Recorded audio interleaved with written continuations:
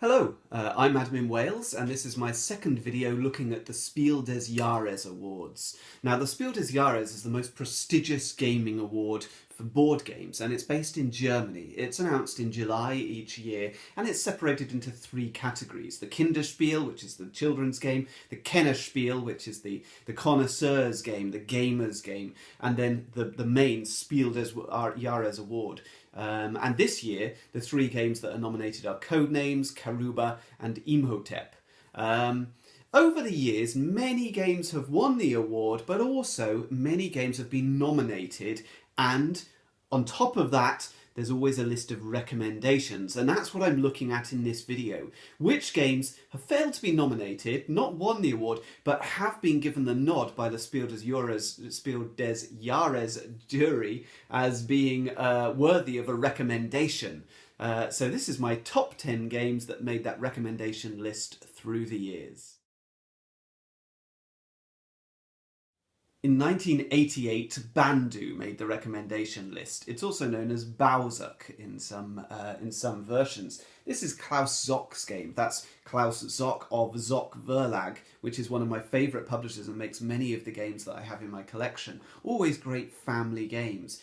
This is as simple as it gets. We're simply stacking blocks, and yet it is so much fun. It gets played frequently with my group of friends. We'll bring this out as a quick game to play. I can play it with absolutely anybody. So Bandu is fantastic and hasn't really been surpassed as a simple dexterity stacking game. In Bandu, or Bauzuk, players stack a range of wooden blocks of different shapes and sizes, attempting to create a stable tower and prevent total collapse. The rulebook features several different ways to play, often using colourful gems to auction off the different pieces, but my preference is to keep the rules as simple as possible, and there are multiple different rule sets and variants which you can find online to use. Looney Quest is another dexterity game, but very different to Bandu. This game was given the recommendation in 2015, and it's a reworking of a title called Doodle Quest that was available in the US. This is essentially the European version, but it goes down a very different route in terms of its graphics, and the puzzles are all very different. It's unlike anything else that I've seen in a board game, and it's again extremely accessible, extremely fun for all different ages, a total diversion from the sort of games that we usually find ourselves playing.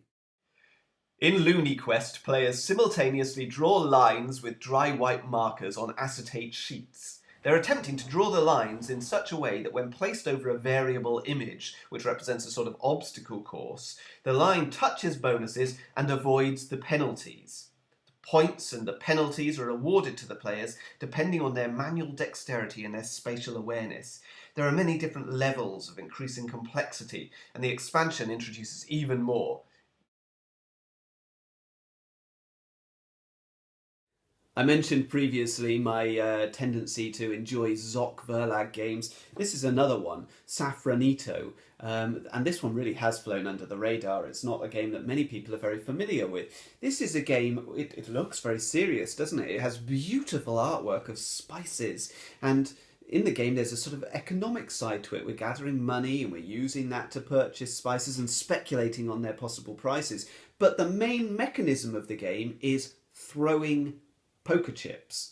That's right, flicking poker chips onto the board, trying to land them in the right spot. It's this weird mix of silly and economic and strategic, delightfully mean, trying to knock other people's pieces off the board, but a weird and wonderful game. In Saffronito, players buy and sell spices in an attempt to complete spice blends, objectives which are visible to all players. In order to set prices and claim purchasing rights, players skim poker chips onto the board with their values hidden, trying to land on the appropriate spice. Of course, this leads to many opportunities for ruining your opponent's plans by knocking their discs from the desired spot. Once all players have placed their discs, the values are revealed and buying and selling commences. Some spaces offer special abilities, extra cards, secret objectives, etc. Once one player has completed 3 spice mix objectives, they win the game immediately. Quarto was on the recommendation list in 1993, and this game has stuck around all that time. This is now a classic, at this point I think it's fair to say, a classic abstract strategy game, a simple tic-tac-toe type game from Gigamic. It's a beautiful sort of piece to have out on a table, to have as a decoration. It's a quick game, but there's a great deal more strategy than in tic-tac-toe. A real sort of staple, a real a classic of that genre, and a game that really should be in every gamer's collection. In Quarto, players take it in turns to choose a piece that their opponent must play, all the time attempting to ensure that their opponent cannot complete a row of 4 matching objects on their turn. The tricky thing in this game is that objects can match in a variety of different ways. For example, 4 matching coloured items would win the game, or 4 short items, they would count as a match. 4 round items, they also win the game, and so on. So this is a bit like tic-tac-toe, except that no player owns a set of pieces for themselves, and on your turn, you pick what your opponent does, not what you do. 2013 now, and Libertalia gets on the recommendation list. Now, Libertalia is a simultaneous action selection game, and what that means is that players will have a hand of cards and they're going to choose one to play simultaneously with all the other players and then reveal them, which means you might end up choosing the same card, you might end up choosing a card which completely doesn't work because of what other people have done. These sort of games are chaos, and frequently it's been done in a way that I haven't enjoyed, although many other players seem to get on well with games like Get Bit and Citadels. They haven't been for me, yet Libertalia I find hugely enjoyable. It's got a fantastic theme, it's got some beautiful artwork, and there's so much going on that you barely notice the frustration of that card play and not being able to judge what other people are going to do. So Libertalia, great game, probably deserved a nomination, only got a recommendation. In Libertalia, players take the roles of a pirate crew, attempting to claim doubloons, treasure chests, gems, and maps. They do this by simultaneously selecting a character card from their own hand of cards, which will determine an action that they can take when the cards are revealed. All players have access to the same selection of characters, so players can plan their actions based on what their opponents might play. In addition to an action, each character card is numbered, and this determines the order in which the actions take place.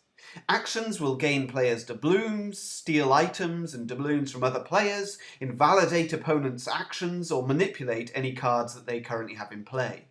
After 6 cards are played, the round is over, and money is then transferred into points. After 3 rounds, the player with the most points wins the game. San Juan has been around for a while now. Back in 2004, this got a recommendation. This is Andreas Seyfarth's card game version of Puerto Rico, that old stalwart of the sort of German game genre. This game introduces cards that can be used in multiple ways. They can be used as buildings, they can be used as currency, they can be used as goods when production facilities produce things. So multi-use cards is one of the things that came out with this game. It's similar in a way to something like Race for the Galaxy, but much, much more intuitive, much easier to get into without all that difficult iconography. San Juan holds up to this day, and in fact it's had a fairly recent reprint. Each round in San Juan, players choose roles from a communal selection and take the corresponding actions in order to build the most valuable buildings. When a role is chosen, every player takes the action, but the player who chose the role gets a special privilege. Cards function as buildings, they're placed on the table in a tableau, they function as currency, they're traded in to produce buildings, they're production facilities which generate goods, and they also function as the goods themselves, being traded in to give you more cards. When one player's built 12 buildings, the game ends, and the player with the most victory points wins. Same year as San Juan. And Yinch was released and recommended in 2004 for the Spiel des Jahres. Now Yinch it's been re-released again this year. This is one of the GIPF project. So the GIPF project is a series of games, all abstract strategy games, which can be played in a sort of meta game where you play one game and the results of that then impact on another game. So you play them as a series of mini games leading up to a sort of grand finale in a game of GIPF. Now I don't know how many people actually did that, but many of the GIPF games are in themselves fantastic titles, and a lot of them got a nod by the Spiel des Jahres either as nominations or recommendations on their various lists through the years. Yinch is probably my favourite of the bunch, and that's why it makes my number 4 spot on this list. In Yinch, one player is black and the other white. On a player's turn, a solid disc is brought onto the board by placing it inside one of their coloured rings. The ring must then move in a straight line to a new location. Any pieces it jumps over flip to their reverse side. They now show the opposite colour. When a line of 5 solid pieces is formed by either player, they score a point. The first to 3 points wins the game.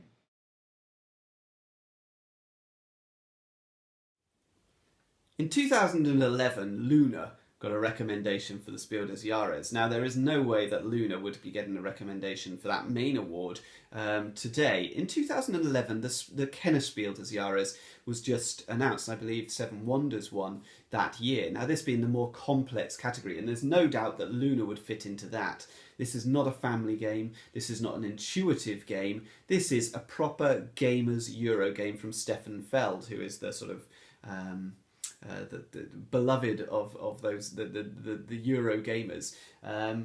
Luna is an oddity amongst the rest of his canon. It doesn't quite feel like his other games. It's got a much more sort of colourful sort of theme, this idea of a sort of mystical, spiritual world of moon priestesses and little islands with that beautiful Clemens Franz artwork. The game is quite mean, quite interactive, and it's got a lot of very convoluted sort of mechanisms in it. But once you put that together, once you get into the mechanisms, it works so well, and there's just something about this that I find totally engaging. So Luna got the nod in 2011, and it was well deserved. In Luna, each player is attempting to gain influence in a cult revolving around a moon priestess figure and other spiritual gobbledygook.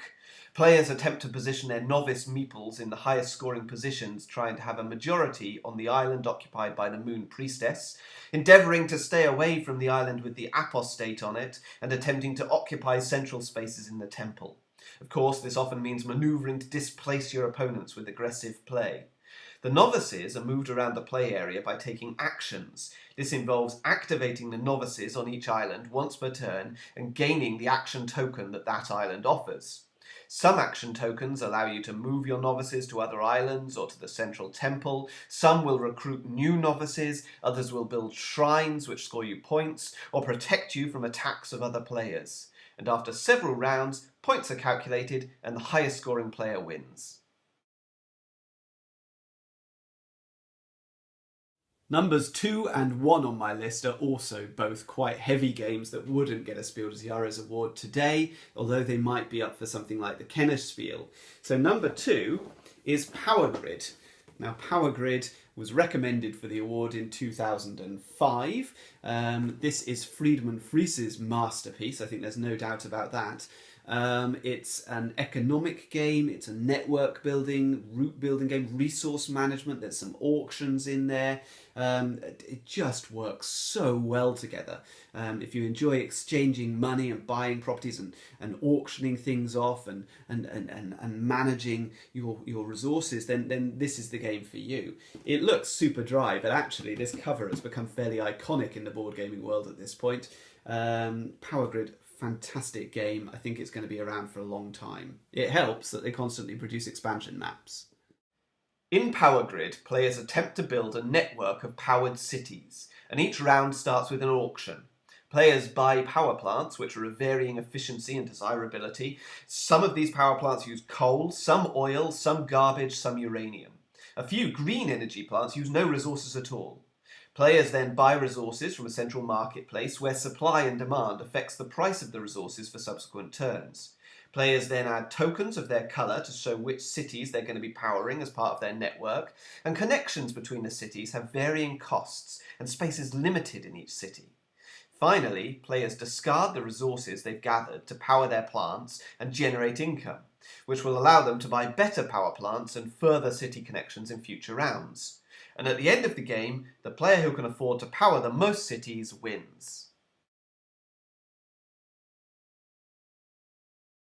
And number 1 on my list, Tigris and Euphrates, Rainer Knizia's masterpiece. Now this has had a recent reprint by Fantasy Flight Games, of all people, suddenly doing these Euro classics. Always Rainer Knizia classics, it seems. This is a tile-laying game. It's a sublime experience, one of my very, very favourite games. It's quite hard to teach and get the mechanics going, although it's simple. It's just that not many games work in the same sort of way as this one does. It's not really very thematic, but it looks quite beautiful. Loads of strategy, really deep game, but a good dose of randomness just to keep things exciting in there as well.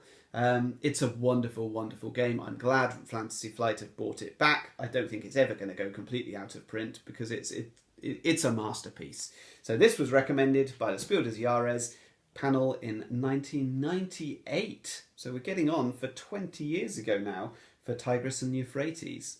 This Euro game, German game hobby, is getting old.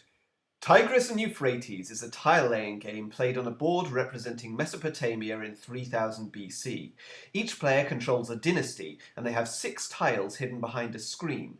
The goal is to develop all 4 key spheres of your civilization, so black settlements, red temples, green markets, and blue farms, and these are what the tiles represent. Victory points are represented by coloured cubes, and the game features Rainer Knizia's classic scoring mechanism whereby you score points in 4 different colours, but only the one you have the least of will count for your final score. On a player's turn, they may place a leader token showing their dynasty's symbol and claiming territory as their own. They could place a tile and gain a victory point of matching colour if they have a matching leader in that territory, or they can swap tiles with the supply. Conflicts occur when leaders of 2 different players occupy the same territory. In an external conflict, players' strength will be determined by the number of tiles matching the conflicting leader's colour. Then adding maybe more tiles from behind the player's screen, and the player with the most tiles wins the conflict and the other player's leader is removed from the board. A second type of conflict can also occur called an internal conflict. This works similarly, but it's always fought using red temple tiles. Players can also construct monuments which churn out victory points throughout the game, and they're often fiercely fought over. So that is my list of 10 games that were recommended by the Spiel des Jahres jury, although not warranted good enough to give them a nomination or certainly not an award. I would dispute that. I think some of these games are some of the best games that have ever been made. Power Grid, Tigris and Euphrates, Bandu, Looney are wonderful, wonderful games. I'm Adam in Wales. If you like my videos, please subscribe to my YouTube channel or follow me on Twitter at BoardGameWales. On BoardGameGeek, I'm Adam78. Thank you for watching and all the best.